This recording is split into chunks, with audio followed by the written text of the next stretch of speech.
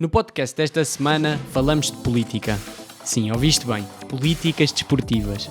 Um episódio na companhia do deputado e vice-presidente da Iniciativa Liberal, Bernardo Blanco, que se propõe dentro do próprio partido a estruturar um plano de reforma do desporto. O Estado está a investir pouco e eu acho que esta é uma área essencial.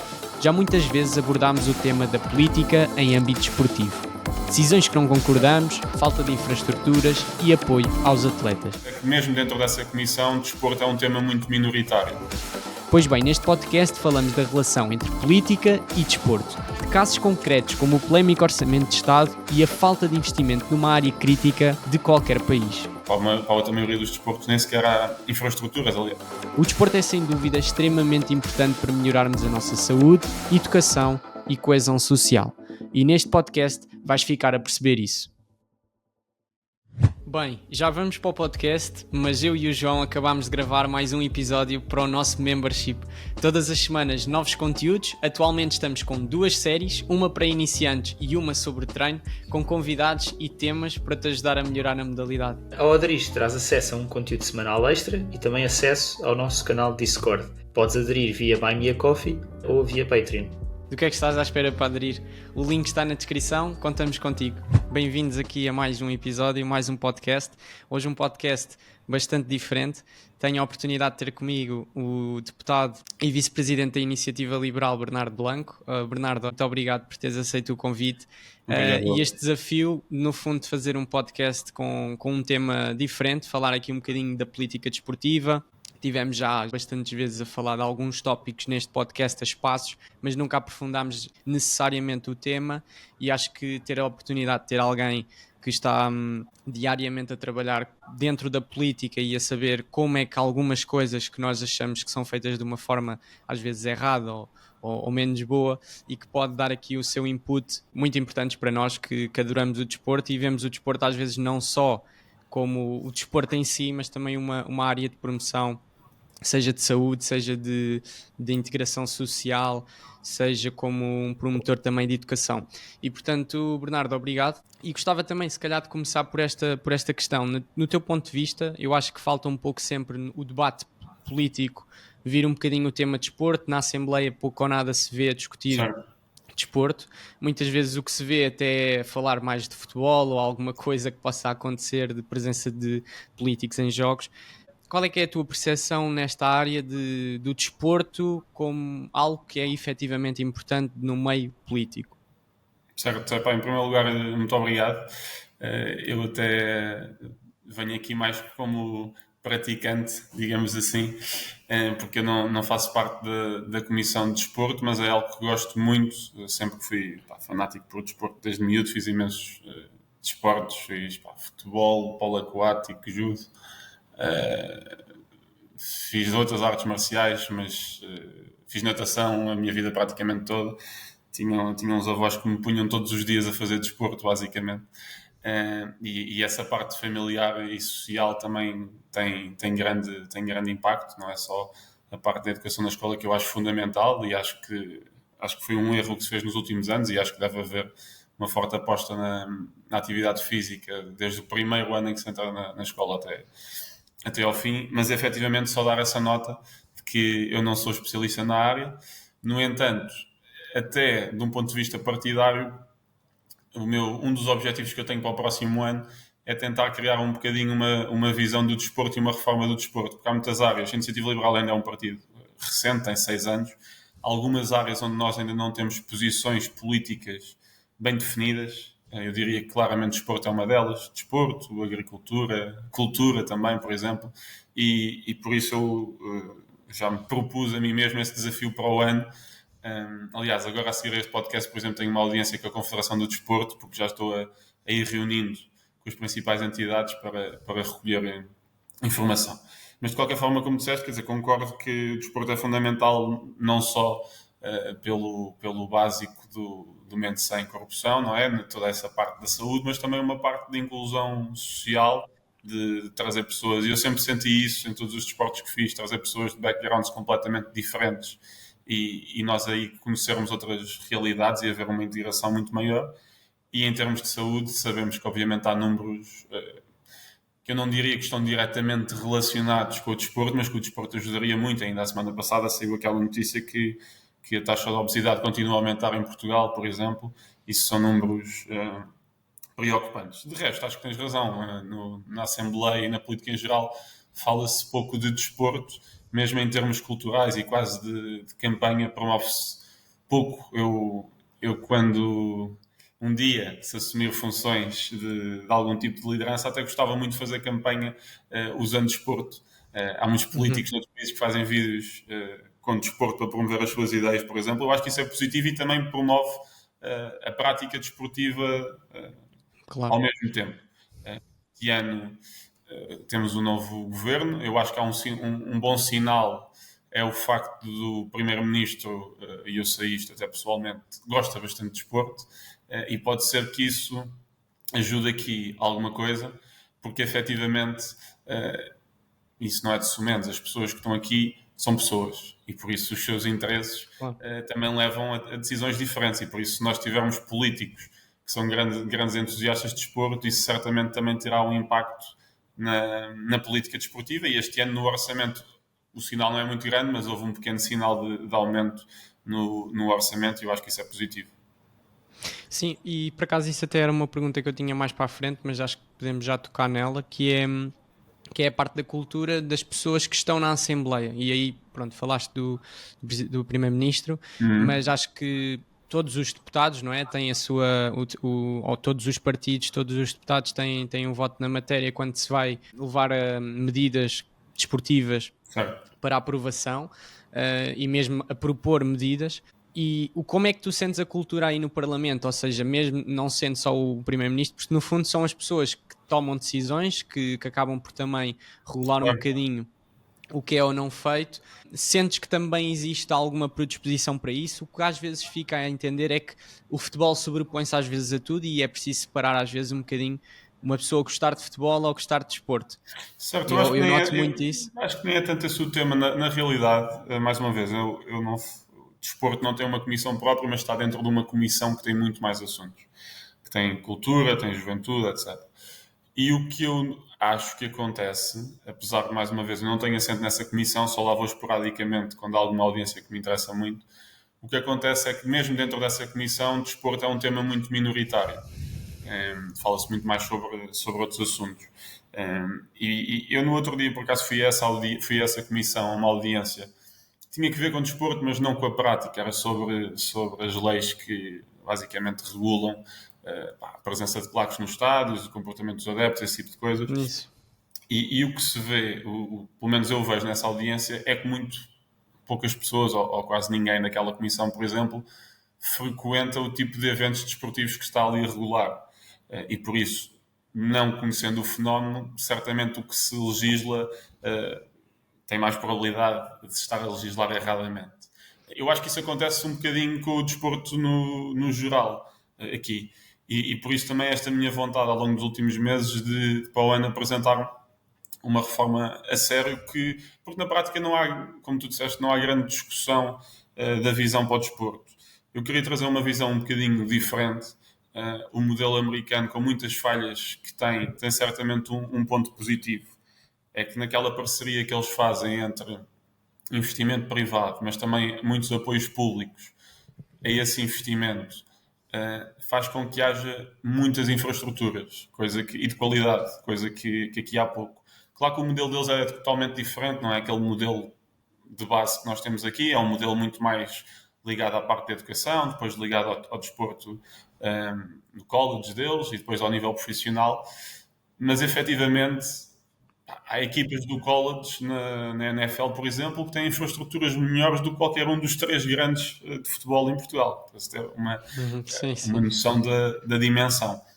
E eu acho que é possível, numa parceria aqui entre privados e apoios do Estado, nós começámos por aí, pelo menos pelas infraestruturas, e também já agora utilizar as que temos. A mim custa muito, por exemplo, eu vivo ali na Alta de Lisboa e ao pé da minha casa há um ringue que está fechado desde o Covid. Fecharam o ringue desde o Covid que aquele ringue está fechado há 4 anos. E eu conheço bem aquele ringue por um motivo simples. É porque eu ia para lá com os meus amigos todas as semanas jogar à bola quando era novo. porque a minha escola era ali ao lado. E por isso, o que nós fizemos durante estes 4 anos, neste caso específico, é que uma junta vedou a oportunidade a dezenas de crianças ali daquela zona de ir fazer desporto para aquele ringue, por exemplo.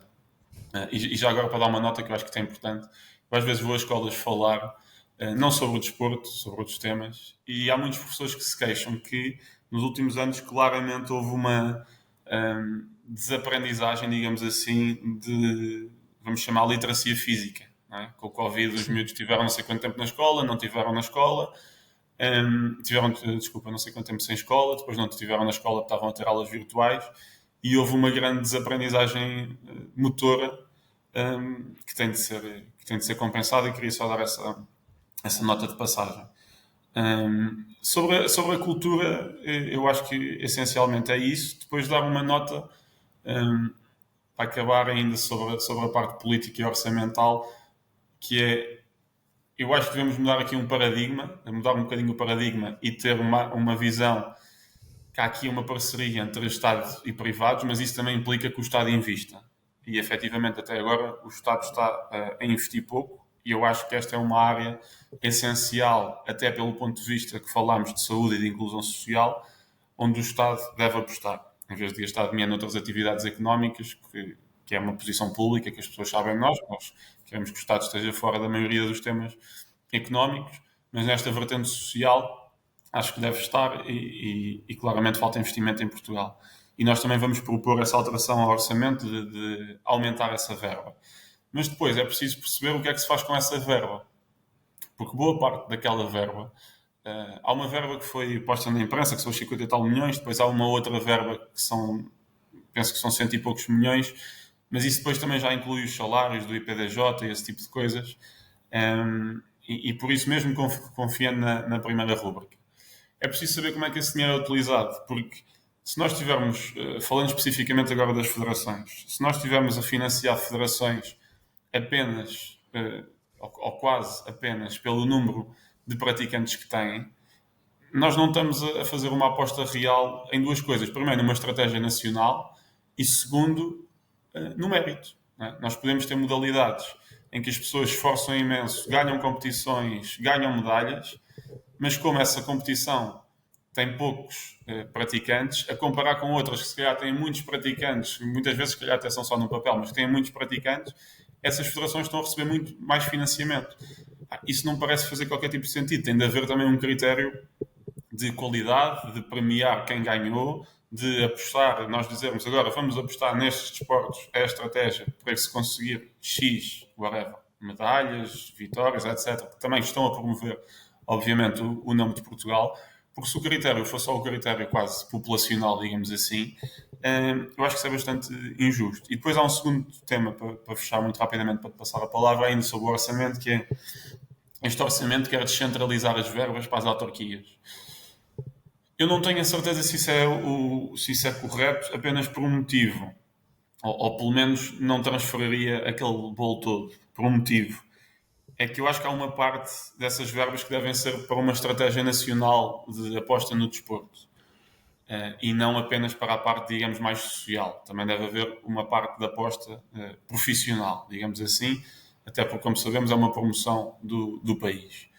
E, efetivamente, as autarquias não vão fazer isso. As autarquias vão usar, nem têm meios, nem técnicos com conhecimento para isso. Elas vão usar esses dinheiros para financiar as associações recreativas e as associações de pessoas mais idosas e de desporto veterano, etc. Que eu não tenho nada contra, mas parece-me que o montante não pode ser aquele. Tem de ser um valor mais limitado para que haja verbas para termos aqui uma estratégia nacional para o desporto. Uhum.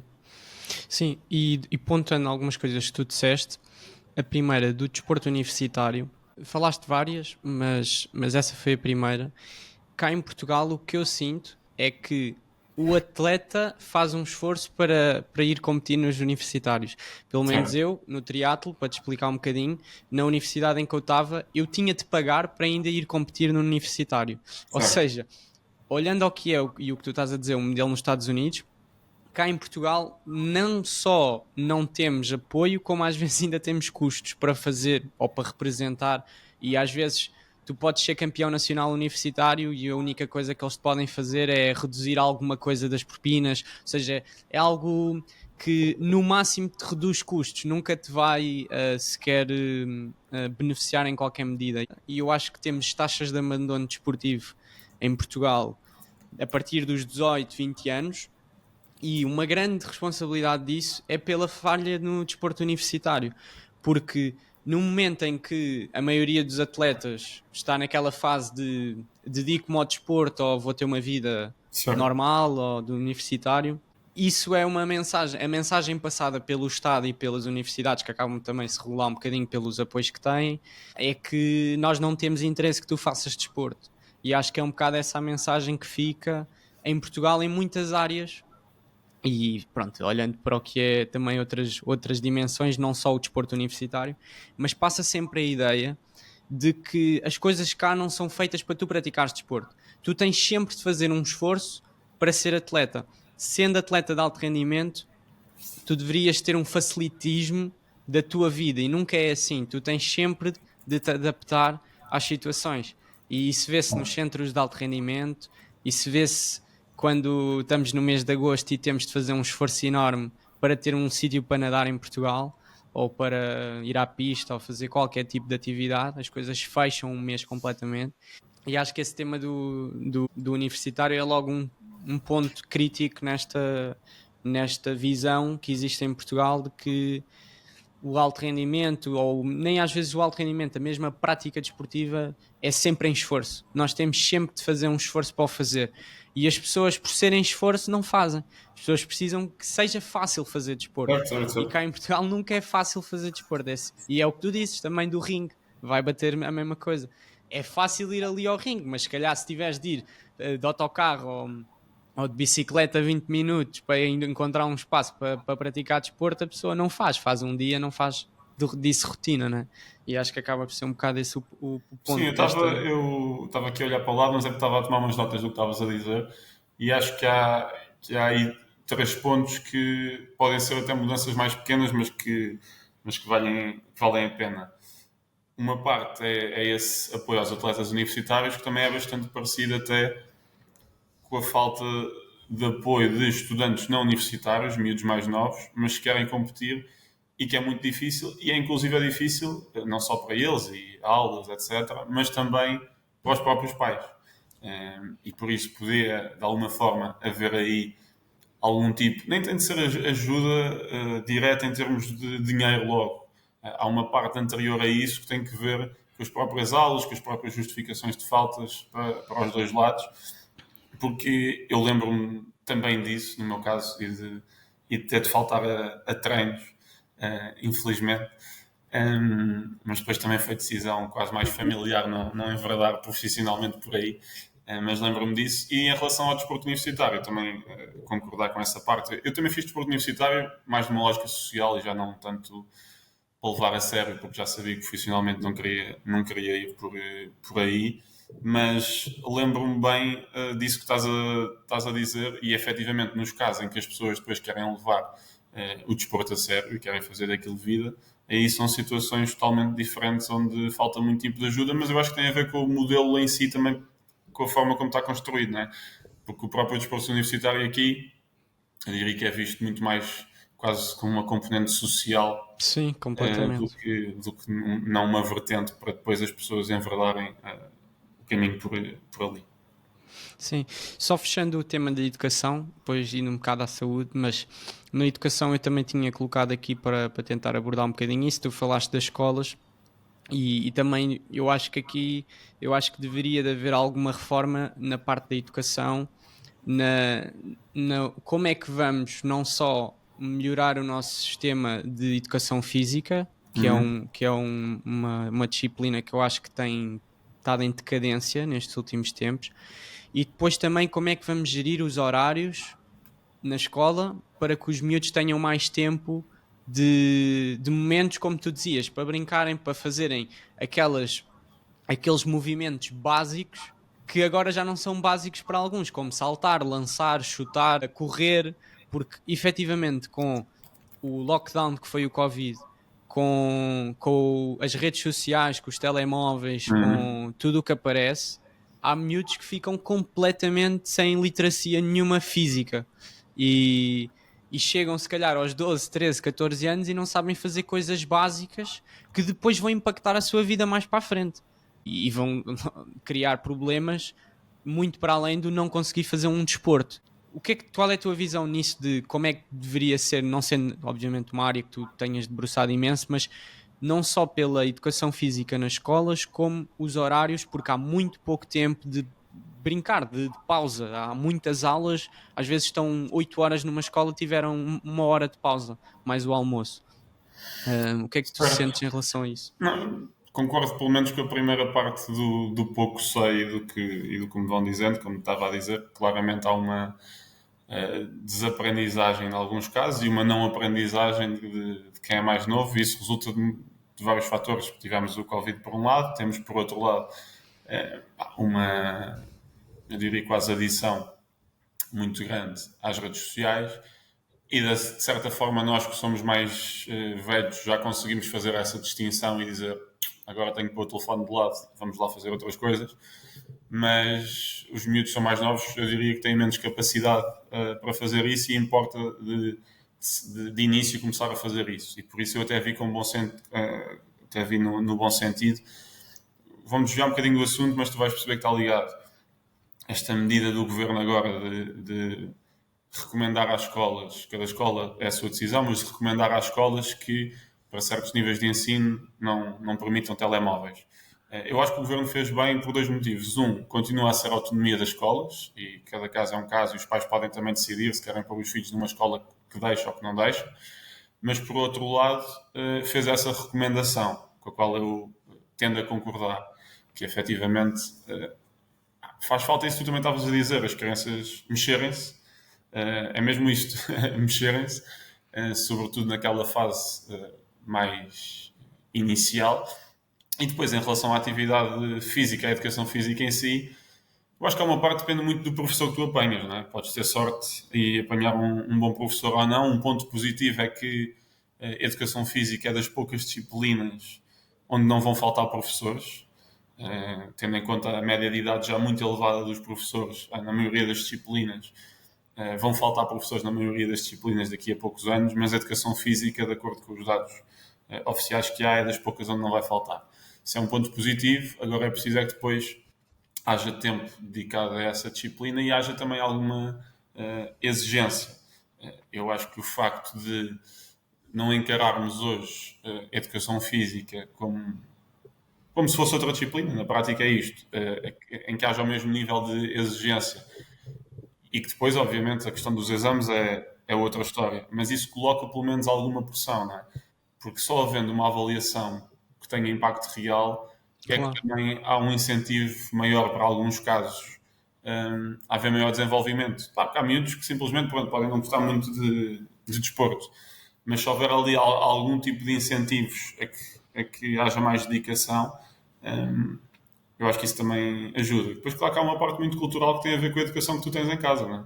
Mas aí nós não podemos, a única coisa que podemos fazer é uma promoção cultural, como tu fazes aqui, não é? Do desporto. Não podemos ir à casa de ninguém obrigar claro, aos putos a fazer desporto, mas podemos tentar aqui algumas mudanças culturais. A edição de 2024 do Ironman Portugal foi um mega sucesso, mas neste momento já se começa a pensar em 2025.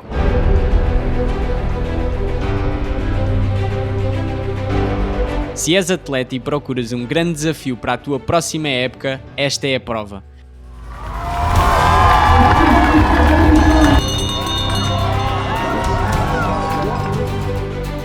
Organização e atmosfera incríveis no local perfeito para a prática de triatlo. Não percas tempo e aproveita já para te inscreveres e aproveitares os melhores preços na tua inscrição. A meta do Ironman Portugal 2025 espera por ti.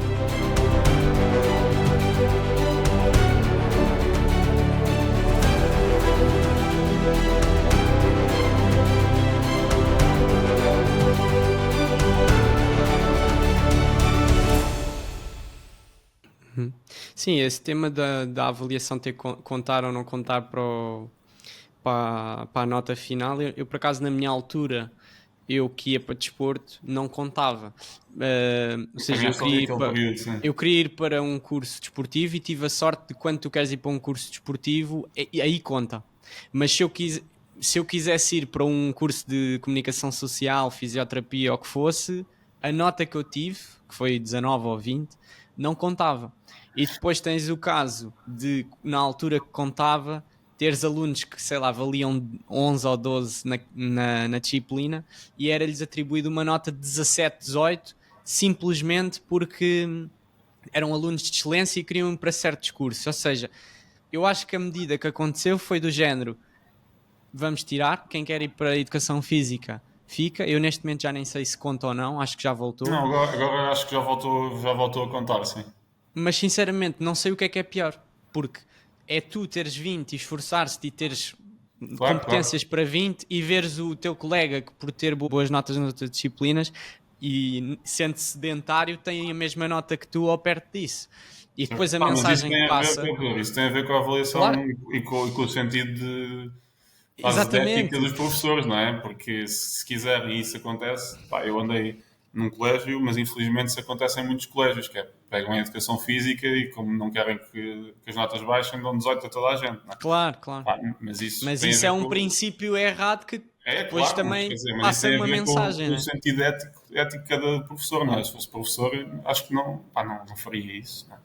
Claro, eu acho que ali é um bocado, ok, se tu estudas para matemática, dedica meia hora do teu dia a fazer desporto para pelo menos teres uma condição física que te permita mexeres-te melhor e passares com uma nota aceitável. Mas há bocado eu estava a dizer dos exames, até nem era só isto, era quase na prática, e aqui estou em total brainstorm, espero que ninguém ouça isto e tire isto do contexto, mas... se houvesse uma espécie de avaliação global, não é? Para a própria educação física, porque agora, tal como estamos aqui a dizer, é um bocado à vontade do professor. Não é? O professor é à vontade dele e depois, em muitos casos, como estamos a dizer, para não prejudicar a média, inflaciona a nota. E não há nenhum benchmark também que permita comparar. Até era mais nesse sentido que eu estava a dizer, mas de resto concordo contigo e claro que isso é uma preocupação, mas isso depende do caráter de cada professor. Sim, é muito. Eu acho que aqui, por muitas medidas que se tomem, as medidas vão ser importantes e se forem bem colocadas e nos contextos certos e nos timings certos, eu acho que vão produzir efeitos. Mas acho que a parte da cultura desportiva, seja de quem decide, seja de quem pratica, seja de quem incentiva, aí é que está a grande chave. Eu acho que no modelo que nós temos, se as pessoas tiverem cultura, vai-se melhorar muito. Enquanto que se as pessoas continuarem sem cultura e se meterem medidas boas, ou melhores do que as que existem, vai se calhar tudo continuar parecido. Portanto, se a cultura não desbloquear, por muitas medidas que se tomem, não vamos lá. Portanto, e acho que aí na cultura é sempre difícil. Já agora só dar-te uma nota difícil. Que há bocado esqueci. A Assembleia, por acaso, tem um grupo desportivo e cultural onde se combina algumas atividades desportivas, também inclui os funcionários. É basicamente uma associação de que podes fazer parte por um valor simbólico e depois organizam-se esse tipo de atividades. É uma nota mais de curiosidade, mas que me lembrei agora que há bocado não tinha dado. Sim, eu acho que já tinha também. Já participaste em alguma dessas? Não, por acaso não. Entre partidos. Já me convidaram várias vezes até para ir jogar à bola, só que eles jogam à segunda-feira, jogam 5 para 5. E isso é um problema para mim, porque à segunda-feira é o meu dia que ninguém pode tocar, porque é quando eu jogo à bola 7 para 7. Então o dia está mal escolhido. À 7 para 7 para mim é dia religioso à noite. Sim. Não, mas até era engraçado haver aí um torneio entre partidos, só que a questão é que se fosse só por deputados, há partidos que já partem com... Pois, exato. Para teres uma equipa de 5, se calhar já há alguns, mas não ias ter muitos partidos. Há malta que ia estar sozinha, outros iam ter 3 ou 4 jogadores. Passando só agora ao ponto da saúde, já falámos um bocadinho da parte da educação. Na saúde, e tu também no início foste buscar alguns dados e disseste que não se podia fazer uma relação direta entre níveis de sedentarismo e prática de atividade física, apesar de se poder relacionar. E por acaso eu fui fazer essa pesquisa rápida, mas fiz, e fui tentar perceber quais é que eram os partidos da União Europeia com taxas de prática e sedentarismo mais elevados, Ok. ou neste caso, taxas de prática baixas e sedentarismo elevados, e relacionar com aqueles que também têm mais problemas no SNS, no Sistema Nacional de Saúde. E efetivamente Portugal está nos 4 com mais problemas de atividade física baixa e sedentarismo, junto de Itália, Malta e penso que era Grécia. E o que acontece é que Portugal, como sabemos, tem imensos problemas no SNS, claro que muitos derivados a outros problemas que não só o sedentarismo, mas o sedentarismo e a baixa atividade física obviamente vai, a meu ver, entupir muito mais o Sistema Nacional de Saúde e ainda revelar outros problemas do nosso sistema que se calhar não iriam ser tão evidentes se existisse uma maior prática, porque eu acredito mesmo que muitas pessoas que vão têm de ir para os hospitais com problemas de saúde derivada ao seu estilo de vida. Certo. E portanto, eu sinto que o governo cá em Portugal olha sempre para, ok, o SNS está mal, vamos tentar encontrar soluções, fazer mais um hospital ou estou a mandar para o ar, meter mais médicos possível ali, mas nunca se vê o que é que está a causar que aquilo esteja cheio, que aquilo esteja sempre com problemas. E se calhar pensar, naquele sítio vamos tentar montar um sistema de promoção da atividade física que efetivamente ajude algumas das pessoas que estão a ser encaminhadas para hospitais a evitar isso. Claro que isso dá muito mais trabalho do que ir só ao problema e não olhar à causa e tentar resolvê-la. A causa também não é, em todos os casos, ser, obviamente, sedentário. Mas parece-me que cá em Portugal não existe essa mentalidade. E depois temos os melhores países, sempre os nórdicos, Suécia, Finlândia, Dinamarca, vais a ver o SNS deles, entre outras medidas que eles têm, estão muito melhores. E os níveis de prática de atividade física são mais do dobro do que existe em Portugal. E, portanto, não está na hora também do governo olhar um bocadinho a isto e decidir com base também nesta lógica de tentar olhar à causa e tentar resolver a partir daí alguns dos problemas que existem no Sistema Nacional de Saúde. Certo, pá, obrigado pelos dados também. Essa parte do sedentarismo, eu acho que também já tinha visto, agora não sei a porcentagem de cor, mas Portugal era o pior ou o segundo pior da União Europeia com maiores níveis de sedentarismo. Imagina, eu diria que obviamente está relacionado. Há bocado também só não quis ser tão direto porque evidentemente pá, não venho para aqui com nenhum estudo agora a dizer que há uma relação direta, mas acho que se pensarmos um bocadinho sobre isto, claro que a promoção da atividade física e doenças como a obesidade parecem obviamente ter aqui uma correlação.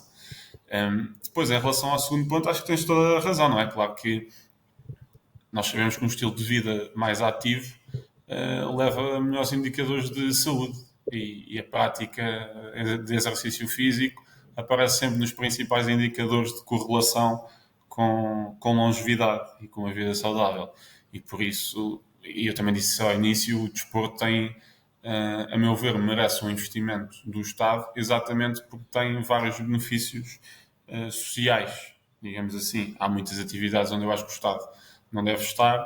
No desporto, tendo em conta o impacto social que tem, e uma das vertentes é a saúde, merece essa aposta.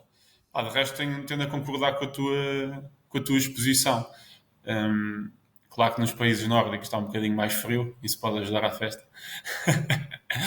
E aqui nós vamos mais para a praia, mas brincadeiras à parte. Eu, por acaso, não sei qual deles é que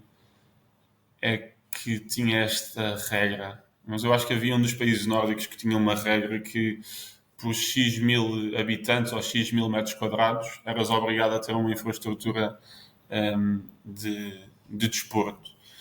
Não tenho a total certeza desta medida, mas pensando um bocadinho agora rapidamente, eu vejo algum sentido nisso, não é? Até porque depois acontece, como em Portugal, que em muitos sítios tu tens infraestruturas e depois vais a outros sítios do país que estão totalmente abandonados sem qualquer tipo de infraestruturas para dispor. E mesmo a lógica dos espaços verdes, não é? Que lá em cima, nos países mais nórdicos, há muito mais essa noção de construção da cidade com espaço e com espaços verdes, também influencia, porque nós sabemos que muitas vezes as pessoas vão fazer desporto para espaços verdes, vão correr e fazer outro tipo de atividades. Claro. E isso ajuda, porque se tu tiveres um jardim ao pé de casa, há um sítio Sim, onde era aquilo que eu estava a dizer há bocado. Se tu facilitares, se for fácil fazer, as pessoas fazem, né? É isso. Se tu tens uma piscina da Olímpica ao lado de casa, tu se calhar vais ser nadador, certo, não é? claro. Empurra-te para ser nadador. Exato, e eu não estou a dizer que conseguimos ter uma piscina olímpica ao lado da casa de toda a gente, mas espaços Sim, verdes é um óbvio. bocadinho diferente. E se tu, como estás a dizer, facilitares ou tirares, como é que se diz, a fricção, digamos assim, de começar esse hábito, não é? Nós sabemos que para desenvolver hábitos isto é uma parte muito importante, é tirar a fricção que Sim, sim. existe e facilitar para que quando haja o trigger, não é? Para quando a Facilitar. pessoa está em casa e se lembra, tu devia fazer desporto, que seja fácil ir fazer desporto. E por isso esse tipo de regra, que eu no outro dia estava ali por acaso um relatório e vi lá essa, agora não me lembro qual era o país dos nórdicos, mas havia um que tinha essa lei, achei interessante.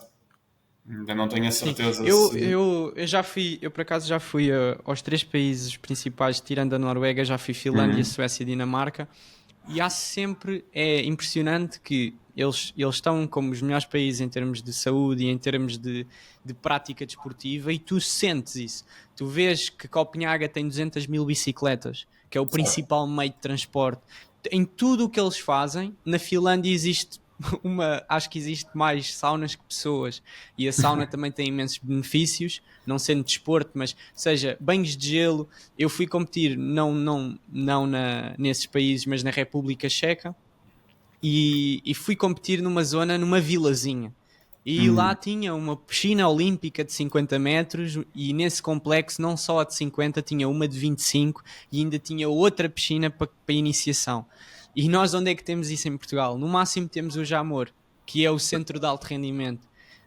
E portanto, em alguns países, em vilazinhas, temos as condições que nós queríamos ter no nosso centro de alto rendimento. E portanto, é isso que eu acho que faz toda a diferença, as infraestruturas. E uma coisa que parece parva, agora vou-te dar um exemplo até meio pessoal, mas eu acho que vais Sim. perceber. Mesmo as infraestruturas que há, que em muitos casos são limitadas. É verdade que em Portugal acho que só chove para aí 30% do ano. Mas se chover um a cada 3 dias, é logo um dia em que não dá para fazer desporto, se não houver infraestruturas cobertas. Pá, claro, quer dizer, no limite, claro que dá. Uma pessoa hoje está a chover torrencialmente aqui, uma pessoa pode ir correr se quiser, não é? Mas eu diria que a maioria das pessoas não vai. E a maioria das infraestruturas não estão sequer cobertas. E em muitos casos, nem era preciso um pavilhão, era só uma cobertura.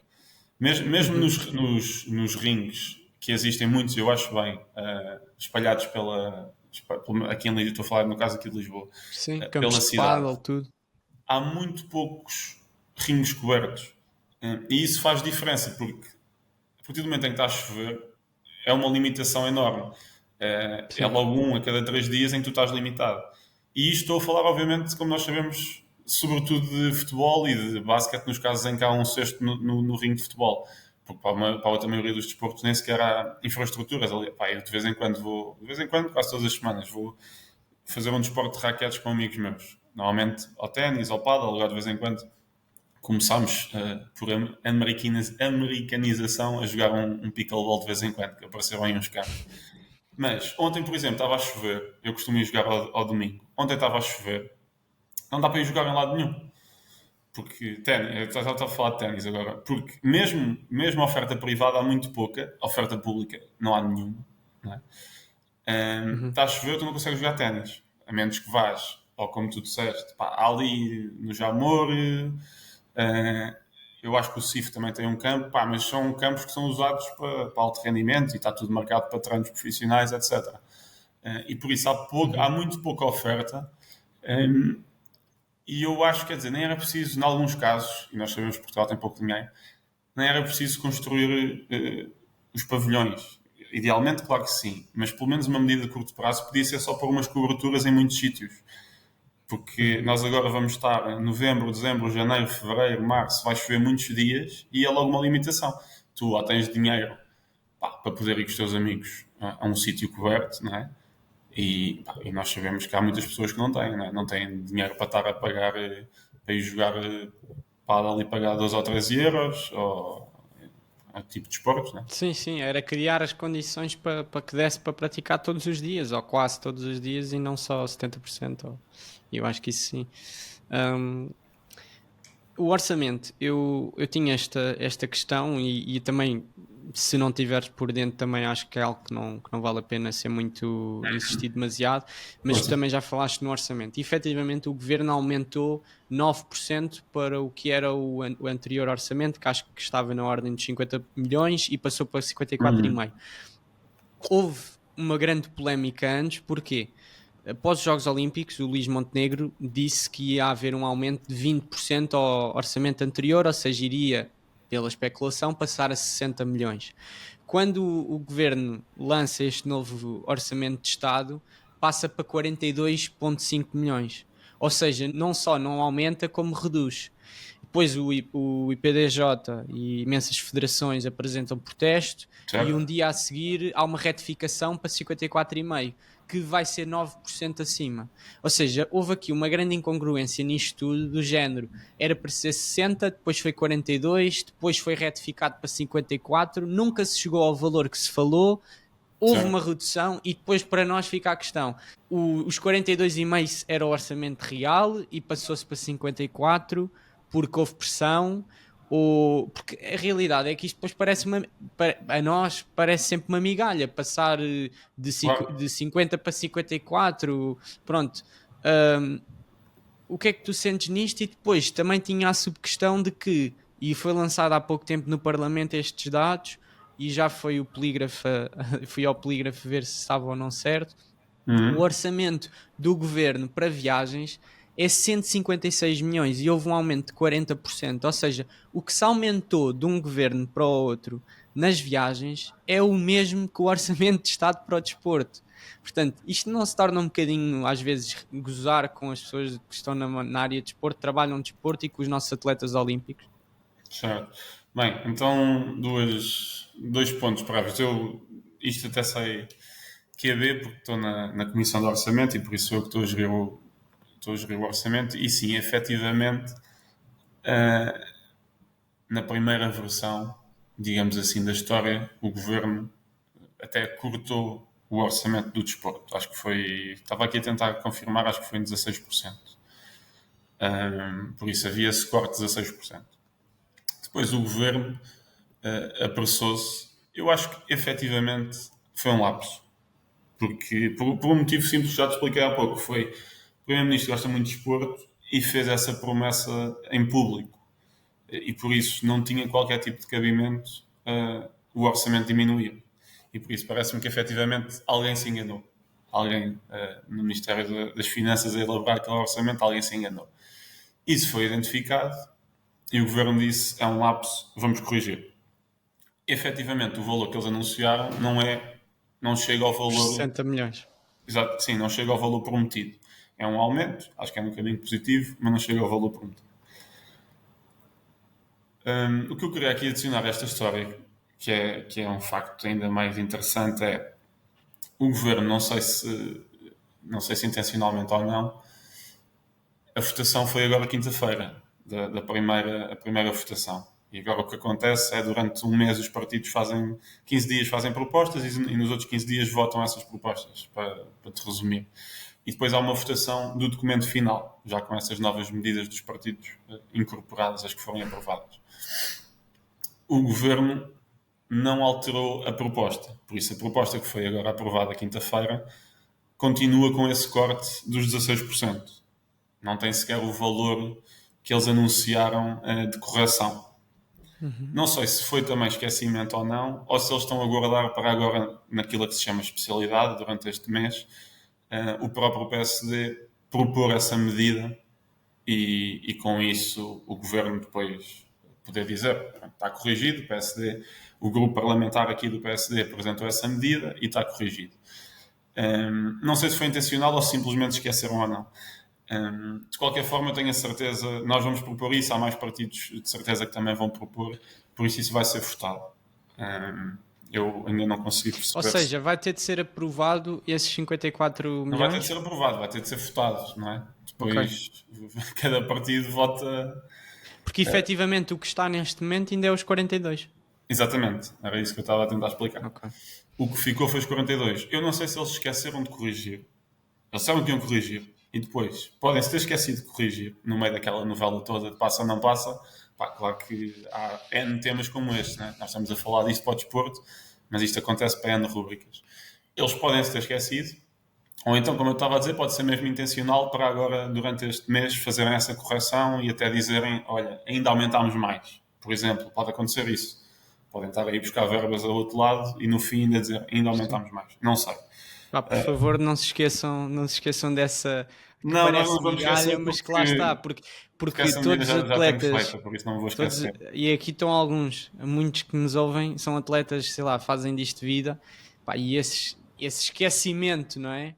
Claro, pesa muito, não é? São 12 mais milhões e são muito dinheiro para os apoios dos atletas, claro. E depois ainda para mais custa isso. Eu não vou alongar demasiado esse tema, mas quando tinha aqui o tema de Jogos Olímpicos, pois isso reflete-se quando nós queremos, não é? Porque os jogos é quando toda a gente acorda e o Montenegro prometeu os 20%, se calhar arrependeu-se, mas é aquele impulso todo de Jogos Olímpicos, porque é aí que nós nos lembramos efetivamente deles. E é agora que se vai dar as condições para em Los Angeles podermos dizer, as medalhas que tivemos também teve responsabilidade do governo, porque eu sinceramente sinto que as medalhas que acabamos por ir tendo deve-se muito mais ao mérito dos atletas e dos seus treinadores que contra tudo e contra todos trabalham, do que propriamente com o facilitismo do governo para eles se desenvolverem. Nós tivemos 2 medalhas no ciclismo de pista porque investimos há uns anos atrás numa pista que nem tínhamos pista em Portugal. Imagine-te se calhar se tivéssemos uma pista no norte, uma no centro e uma no sul, se calhar tínhamos mais medalhas, ou podíamos promover aí. Portanto, nós vemos sempre que o investimento que é feito dá retorno. Agora, lá está, depois estas confusões para quem está no meio e vive imagina, duro de ver. Eu já tenho essa medida feita e por isso nós vamos submetê-la. Depois se o governo aprova ou não, se o PSD aprova ou não é outra história, mas nós vamos submetê-la e eu estou certo que há mais partidos que a vão submeter. E depois queria só dizer uma coisa ainda sobre isso que estavas a dizer, que é um bocadinho provocatório, mas que eu acho que vais perceber. Como eu estava a dizer há pouco, eu gostava de construir esta visão, e para isso também estou a falar com várias pessoas, várias entidades, mas gostava de construir esta visão quase de parceria entre o Estado e o mundo privado para esta aposta no desporto.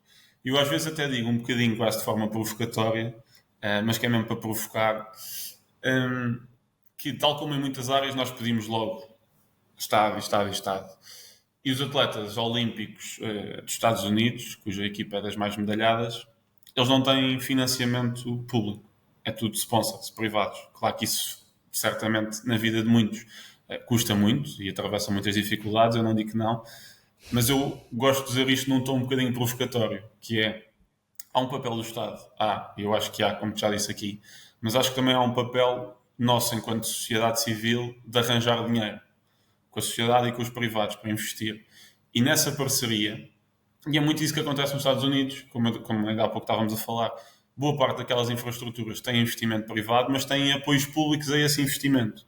E o Estado aí sim pode garantir apoios públicos, incentivos fiscais, uma parte do investimento, para que também venha investimento privado. E nós fazermos essa parceria para a promoção do desporto em si. Depois, só para acabar esta conversa do orçamento, a minha única dúvida aqui ainda é... há várias alternativas, não é? Por um lado, pode-se propor o valor que o Governo anunciou agora e se esqueceu, digamos assim.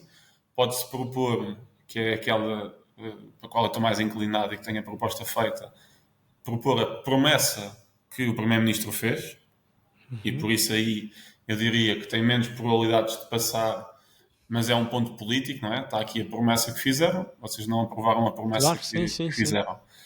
Mas tem menos hipóteses de passar. Mas eu também acho, sinceramente, que eles vão corrigir e pôr este valor que prometeram agora no fim. Isso vai ser batido na Assembleia ou à parte? Não, isto é no meio deste processo todo. O que acontece é que há ali 3 dias, daqui a 3 semanas, há ali 3 dias de discussão sobre tudo, e quem quiser levantar este tema levanta, mas discussão sobre tudo, e há 3 dias intensos de manhã à noite de votações, em que estás o tempo todo a dizer proposta 180 ideias. Ou seja, no limite, se ninguém levantasse esse tema, poderia ficar aos 42. Sim, claro, se ninguém fizer nenhuma proposta sobre isso, fica como está. Ou seja, e se, por exemplo, a Iniciativa Liberal propuser os 60 milhões, que é o aumento que tinha sido prometido após os Jogos Olímpicos, vai depender também do PSD, apenas do PSD ou também depende dos outros partidos? Não, depende de toda a gente. Toda a gente. Depende de toda a gente. Podes aprovar coisas sem o PSD. Não é? Isso depende da... Claro, claro, claro. Podes ter o voto do PS e do Chega, por exemplo, e aprovas uma medida.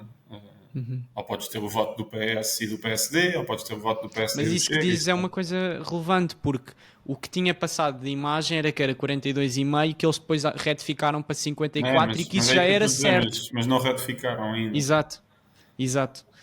Foi para as notícias, mas depois eu acho, mais uma vez, eu não sei, ou eles esqueceram, ou estão a esperar para depois o PSD, grupo parlamentar e não governo, colocar essa medida. Não sei. Ou então esqueceram. Mas como já saíram algumas notícias sobre isso, eles já sabem de certeza e por isso vão certamente corrigir. Sim, já existe uma certa pressão e não vai nunca passar porque tanto o IPDJ como as entidades, o COP, o Comitê Olímpico, eu disse IPDJ, mas era o Comitê Olímpico que fez o principal queixa. Sim, muita gente já tirou. Mas sim, olha, fica aqui, e também já estás aqui no teu limite de tempo para dar aqui um jeito de conclusão, fica aqui do podcast, fica aqui este objetivo para ir para a IEL, ver se consegue, se chegassem aos 60 milhões era incrível. Vamos tentar. Eu agora vou ter Por acaso, audiência depois com também tem aqui um bocadinho de responsabilidade. Sim. Eu agora vou ter audiência com a Confederação do Desporto e por isso o tema vai ser o mesmo e eles também andam a fazer pressão pública pelo mesmo. E por isso acho que as coisas vão compor. Não sei quanto será, mas mesmo que seja pequeno, acho que vai haver um aumento. Olha, obrigado. Ficamos Obrigado, aqui por aqui. Dava para desenvolver mais, mas acho que foi bom. Obrigado também por trazeres um bocadinho esta ideia e esta cultura para o Parlamento. Acho que é importante que mais deputados e pessoas de outros partidos tenham esta visão, porque é isso que vai mudar, porque é aí que se tomam as decisões e se houver um bocadinho de intenção, claro que nós sabemos que o desporto não pode ser a prioridade. Existem outras áreas mais fundamentais, mas percebermos o desporto como uma coisa que liga com a educação, com a saúde, tem um impacto social enorme e, portanto, pode ser aquela ponte entre tudo funcionar melhor. E acho que o desporto funciona muito como isso e deveríamos continuar a subir mais e mais e mais o orçamento de Estado, não só pensando no alto rendimento e nos Jogos Olímpicos, mas também no dia-a-dia das pessoas que não fazem desporto, fazem apenas desporto como promoção de saúde. Obrigado e força aí. Tchau. Um abraço. Obrigado a todos. Tchau, tchau. Até a próxima.